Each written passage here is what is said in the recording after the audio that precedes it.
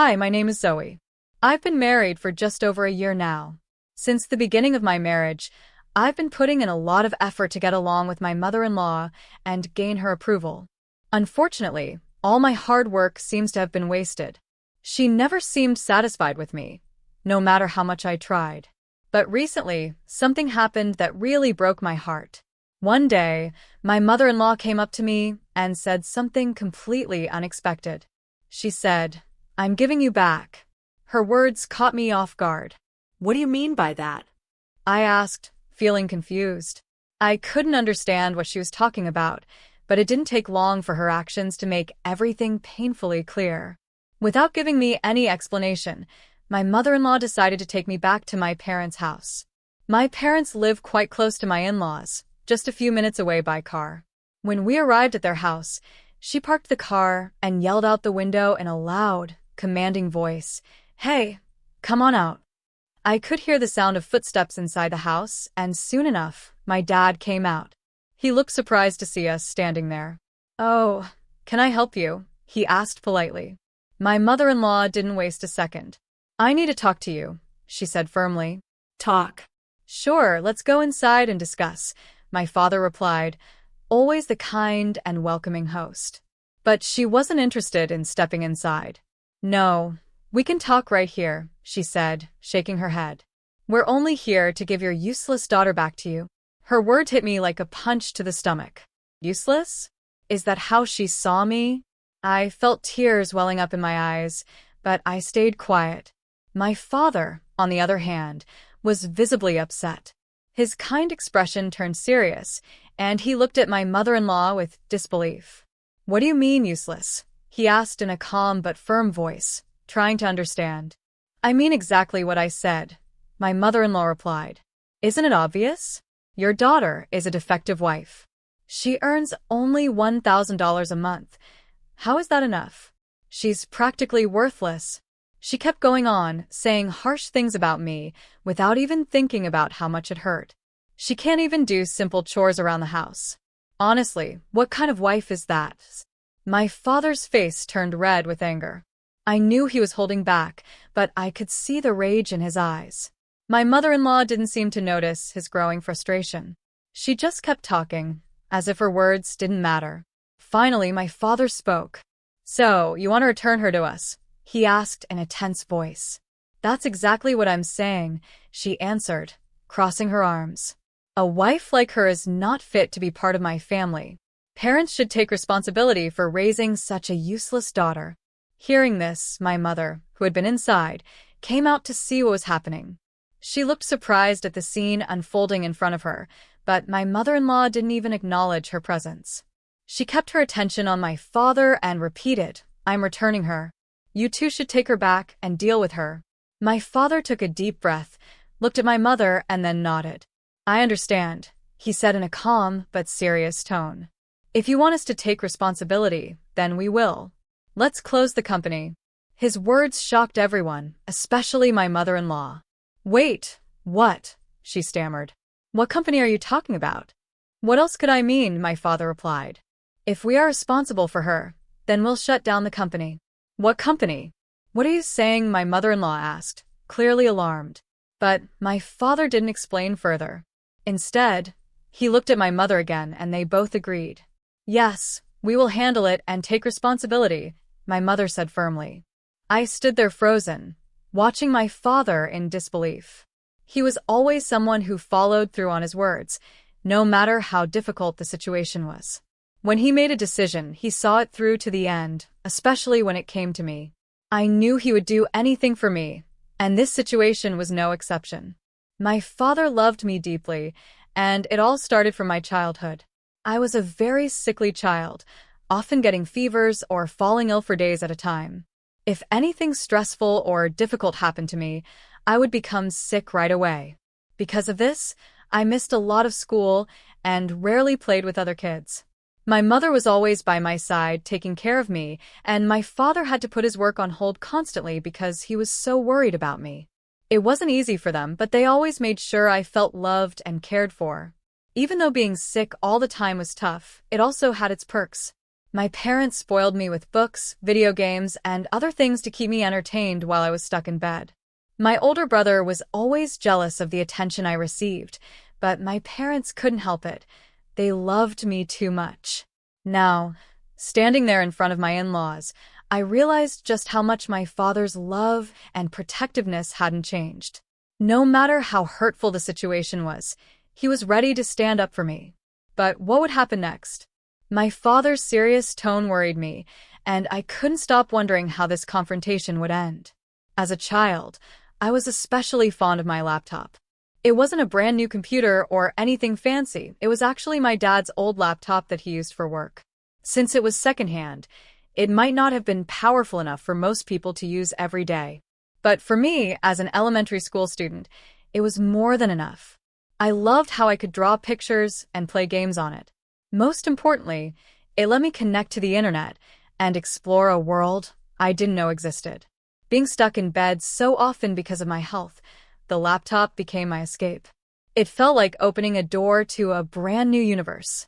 I could explore websites, look at pictures, and read about things I'd never seen before. For a child like me, who didn't get to go outside much, it was magical.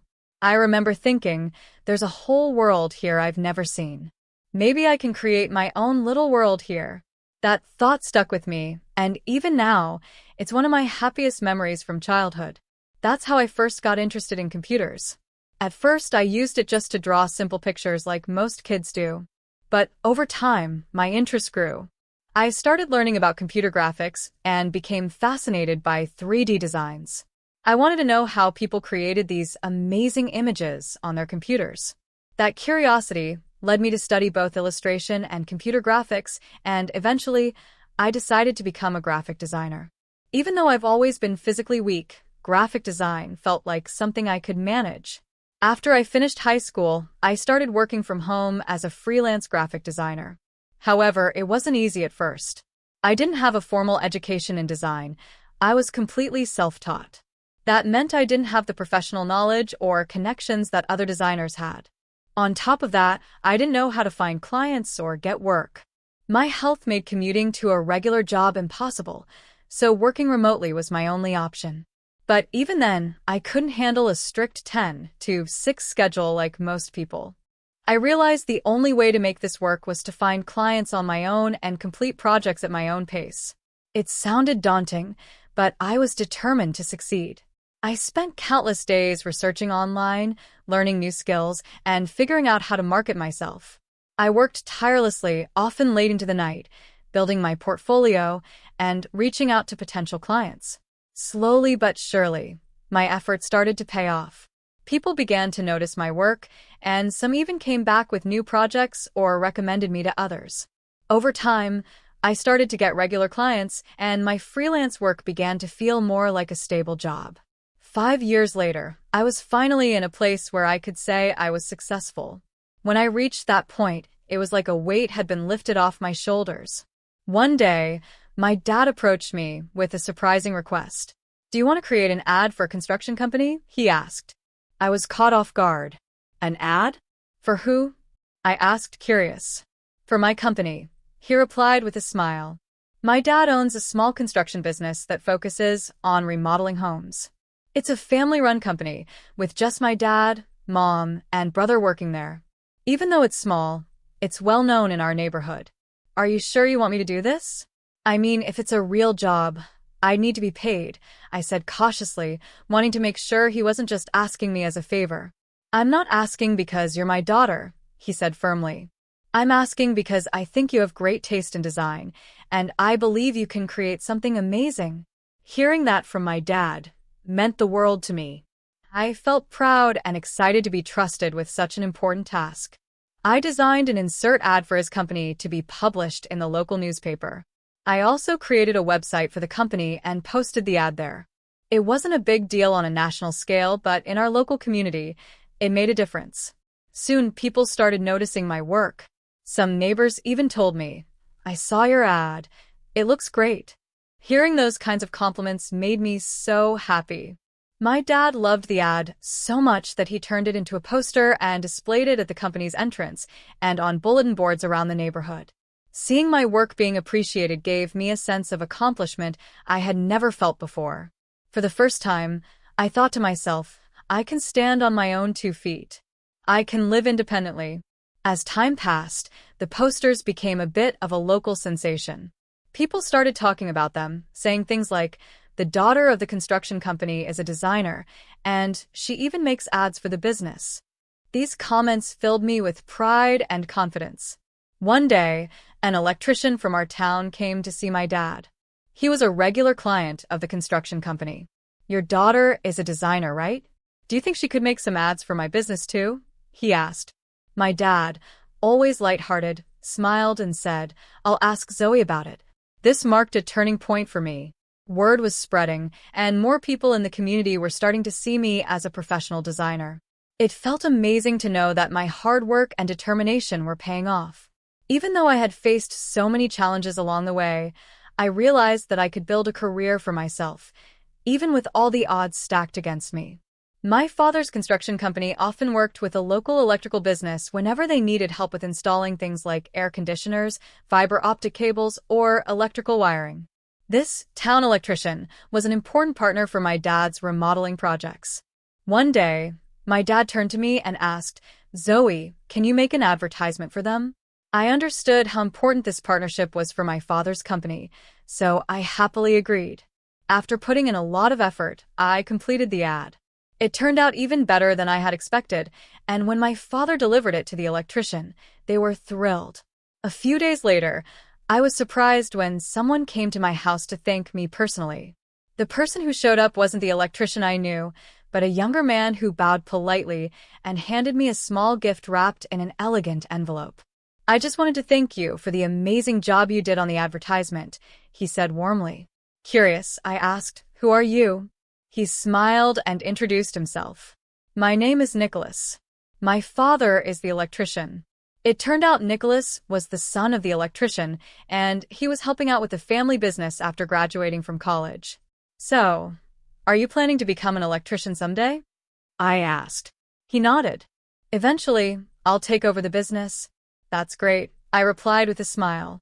"If that's the case, we might be working together for a long time." "Yes, I'd like that too," he said, then added with a playful smile, "especially since you're so attractive." I was stunned. Me? Attractive? I wasn't used to compliments like that, especially since I'd spent so much of my life sick and isolated. My face turned bright red, and I felt so shy that I couldn't even look at him. In the end, we exchanged personal contact information, something I had never done before. That night, I was so nervous I couldn't sleep. From that day on, Nicholas and I stayed in touch. We would chat every day, sharing stories about work, hobbies, and our favorite things. Over time, these casual conversations brought us closer together, and eventually we started dating. However, our relationship wasn't like most couples. Because of my health, I couldn't go on long dates or do many of the things regular couples enjoy. We could only visit the neighborhood park when I was feeling well enough to go out. Watching movies, going to restaurants, or taking trips together was simply out of the question. On top of that, our schedules didn't always match. Since I worked from home, I could adjust my time as needed, but Nicholas's job was different.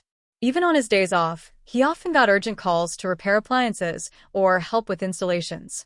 During summer and winter, he was especially busy, installing air conditioners and handling other seasonal demands. Despite these challenges, we found ways to stay connected. We talked on the phone and sent messages every day, which became a comforting routine for both of us. Eventually, we got married. I moved into Nicholas's house, where I was warmly welcomed by his family. His parents already knew me well, and his mother was kind at first. "Don't worry too much about the housework," she said. "Just take care of what you can manage." His father was equally understanding. "When you have time, can you help make some traditional pop-ups for me?" he asked. "Of course, I'll handle it," I replied. At the beginning, I truly believed I was getting along well with my in-laws. But as time passed, things started to change. One day, my mother-in-law asked me, "Can you watch the store for me while I'm out of town?" "Sure," I said hesitantly, "but I have work to do as well." "Oh, that's fine," she replied casually. You can bring your laptop and work from the counter. Reluctantly, I agreed. If you don't mind, I'll take care of it. That was just the beginning. Over time, she began asking me to watch the store more and more frequently. It felt like every other day she needed me to cover for her. My father-in-law also started adding to the workload. One day, he said, "Can you create a website for a store?" I'm not really an expert in web design, I replied honestly. That's not my specialty. It doesn't need to be fancy, he insisted. Just something simple. With some hesitation, I agreed and put together a basic website for their electrical business. Despite my efforts, the requests from my in-laws didn't stop. Every time I completed one task, they found something else for me to do. Can you help clean the house today? My mother-in-law asked one morning. But I have my own work to finish, I replied, trying to set boundaries. Oh, it won't take long. Just clean the living room and kitchen, she said, brushing off my concerns. Bit by bit, they kept piling on responsibilities, and it became harder for me to balance everything. I felt like no matter how much I tried to help, it was never enough. The kindness they had shown me in the beginning seemed to disappear, and I started to feel overwhelmed. I don't understand what you're saying, I muttered as my mother-in-law scolded me. You're the wife. Can't you at least handle that? She snapped, her voice firm. Yes, I replied quickly, unable to argue. In the end, I gave in and did the cleaning she demanded. Once I started, there was no turning back. Cleaning turned into cooking, then laundry, and soon I found myself taking on more and more household chores. Before I knew it, I was also managing the store for my in-laws. The workload became so overwhelming that I couldn't keep up with my own graphic design projects. I had no choice but to cut back on my work, and naturally, my income started to decrease. Thankfully, since I was married, Nicholas took care of most of our expenses, so I wasn't too worried about the money. But the real problem wasn't financial. It was the growing pressure I felt from my in-laws.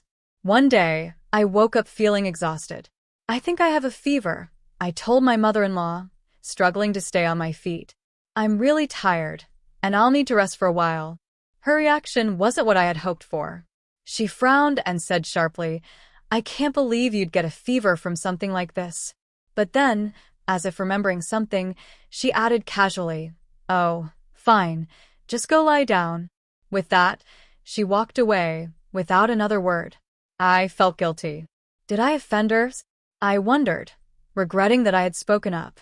But my body wasn't cooperating with me, and I didn't have a choice. I collapsed onto the bed, my mind racing with worry. After some time, Nicholas came into the room. Are you okay? He asked, concern in his voice. Yes, I'm sorry, I replied softly. Don't push yourself too hard, he said, trying to comfort me. I know, but your parents, I trailed off, unsure how to explain.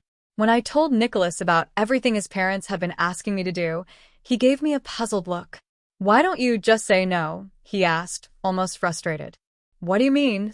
I began, but he interrupted me. You're an adult.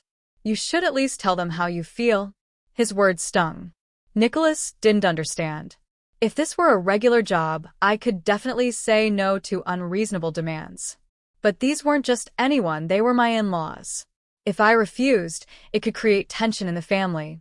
What if they became upset and started causing problems in our marriage? My father-in-law might even tell Nicholas to divorce me. I knew I might be overthinking, but I couldn't help feeling trapped by these fears. What hurt the most was that Nicholas didn't seem to understand my situation. I felt completely alone in his family's house. Thinking about it, I couldn't hold back my tears and started crying quietly. I have to stay strong, I told myself, trying to gather my courage. Once my fever went down, things returned to the way they were. My mother-in-law wasted no time asking me to run errands and do chores for her again. I reduced my own workload even further and tried my best to meet her demands, hoping to win her approval. I convinced myself that if I just worked harder, they might start appreciating me. But one day, everything took a strange turn. Out of nowhere, my mother-in-law asked, Zoe, how's your work going? It's going okay, I replied cautiously. I'm managing little by little. How much money are you earning now? She pressed. I was taken aback. That's none of your business, is it? I replied, unable to hide my annoyance. It is my business, she said with a sly smile. Prices are going up these days. If you could give me some money for living expenses, it would really help. Her request caught me off guard. From what I could tell, the electrician business was doing well. With energy-efficient appliances becoming more popular, more people were asking for services like air conditioner installations. In fact, the business seemed to be thriving, with even major electronics retailers requesting their help. So, why was she acting like they were struggling? Feeling uneasy, I decided to give her a small figure. My income isn't much right now, I said carefully. With all the housework I've been doing, I can only manage about $1,000 a month. Only $1,000, she repeated, her voice rising in disbelief. Yes, $1,000, I said firmly. It's not bad for a part-time job, considering everything else I have to handle. Her face turned red with anger. Only $1,000, and you don't even do much housework? She shouted. Her accusation stung. I wanted to argue back, but I held my tongue.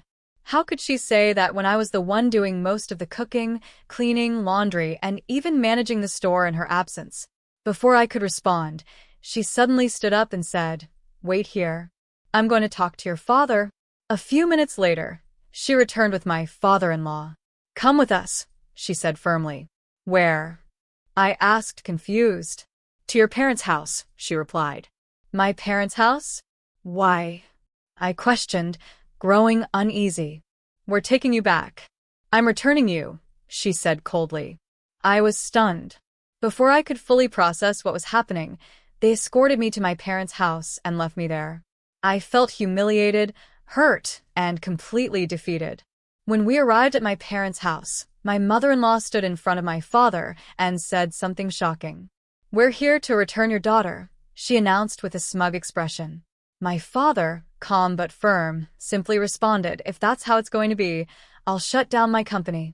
My mother-in-law raised her eyebrows, trying to make sure she understood him.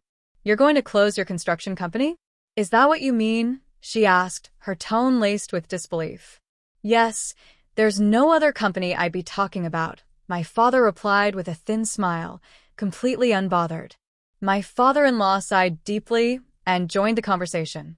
"So, you're saying you'll shut down your construction company, even if it means harming our electrician business?" he asked, clearly frustrated. My father shrugged and said, "If it comes to that, I'll take responsibility for my daughter and do what's necessary." Seeing my father's determination, my father-in-law's face turned red with anger. "Fine, do whatever you want," he shouted. "But don't think you can drag us down with you." With those words, he stormed off, leaving my mother-in-law behind. She turned to me with a sneer. "You're a useless wife. Don't bother coming back." She spat before leaving as well. I stood there in shock, feeling utterly humiliated. "Is everything okay, Zoe?" my father asked gently. I didn't know what to say. "Dad, what should I do?" I asked, feeling lost. He looked at me with sympathy and said, "Maybe it's time to consider a divorce." I nodded reluctantly. "Maybe you're right," I replied softly, though deep down, I still hoped Nicholas would come for me and fight for our marriage. After all, the most important thing was that Nicholas loved me, even if his parents didn't. But Nicholas never came. Days turned into weeks, and I waited in vain. Finally, I received a message from him. It was only 3 words: "Let's get divorced." I wasn't ready to give up. I sent him messages, hoping he would respond, but he didn't. Instead, I got a call from his lawyer.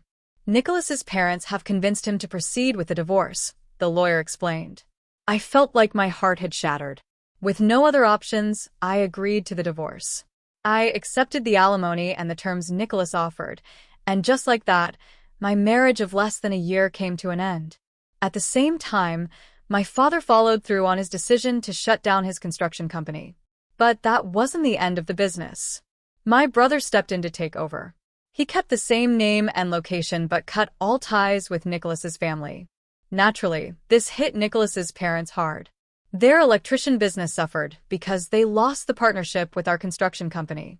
Even worse for them, the news of my return spread like wildfire in the community. People began avoiding Nicholas's family, and many clients chose to work with my brother's new electrician partner instead. Over time, Nicholas's business began to decline, and rumors spread that they were struggling to stay afloat. One day, my father smiled and said, "This will teach them a lesson." My mother and I agreed, but things took an unexpected turn the following summer. I was at my brother's construction company office when we got a phone call from a client. "The air conditioner you installed isn't working," the client said. When my brother went to check, he found that the outdoor unit had been deliberately damaged. "This is terrible, even for a prank," he muttered. Concerned, he reported the incident to the police and replaced the damaged unit with the help of his electrician partner. But this wasn't an isolated incident. Similar cases kept happening. It was clear that someone was intentionally targeting my brother's business. The affected clients, desperate for help, reluctantly turned to Nicholas's family, who charged them premium prices for repairs.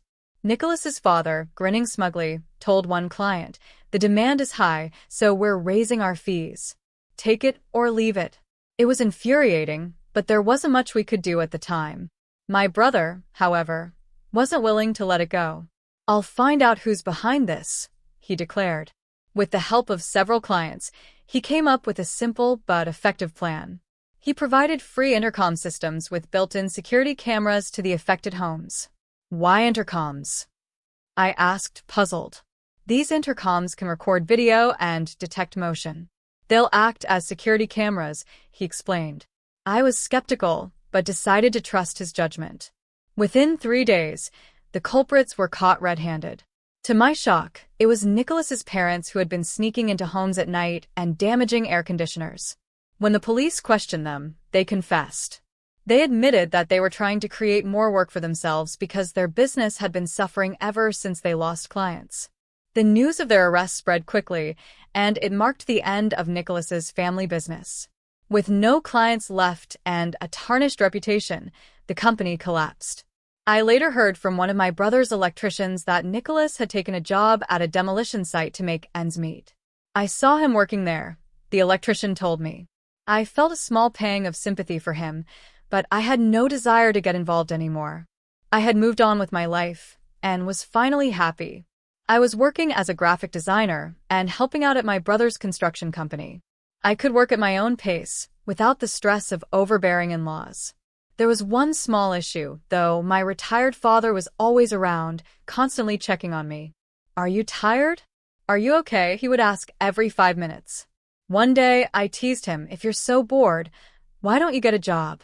I think it's cooler to have a working dad." To my surprise, he took my words seriously and started working again at my brother's construction company. It reminded me just how much he loved me. But I love my dad too, so I guess we're even.